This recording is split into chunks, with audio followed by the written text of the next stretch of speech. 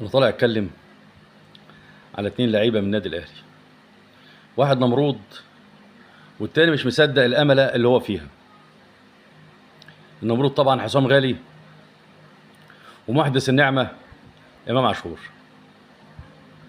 حسام غالي طالع النهارده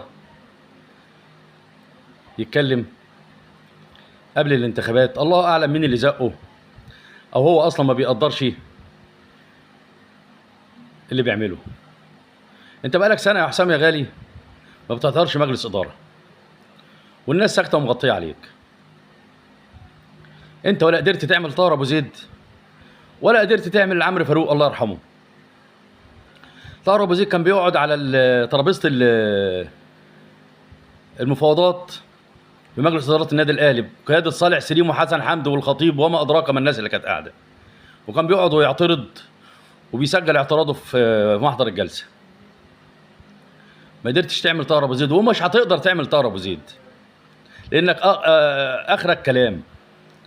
انت عارف، انت لو معاك واحد من المطبلطيه زي فضل، محمد فضل، والواد اللي اسمه رضا شحاته، والاشكال دي اللي كان بيجمد قلبك يوم موضوع هيثم عرابي، كان معاك محمد فضل.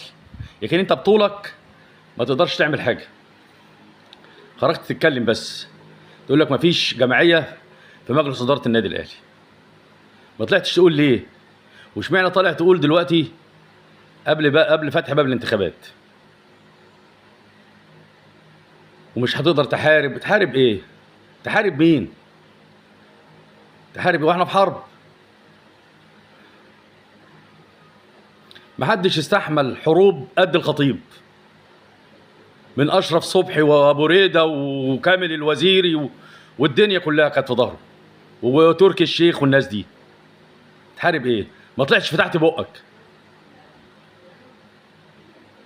وما تستغربوش اللي زي حسام غالي ده ممكن في اي وقت الخطيب يتشال باي حاجه تتحط له طعم ويبلعه، وهتلاقي واحد زي حسام غالي ده جاي النادي الاهلي بالتعيين. اللي يليق للنادي الاهلي دلوقتي، الوحيد اللي يليق لمجلس اداره النادي الاهلي، رئيس النادي الاهلي، كان العمرو فاروق الله يرحمه، وفي وقتنا الحالي دلوقتي ربنا يديله الصحه وطولة العمر السيد عبد الحفيظ. غير كده مفيش. كل اللي موجودين مع مجلس اداره الخطيب في الدوره ديت كلهم عيال خفيفه، كلهم عيال خفيفه، واولهم الواد اللي اسمه مرتجي. يعني الخبره اللي عند مرتجي دي كلها، بس برضه خفيف. هو سيد عبد الحفيظ اللي يليق بمجلس اداره النادي الاهلي بعد الكابتن محمود الخطيب. طالع لي في بودكاست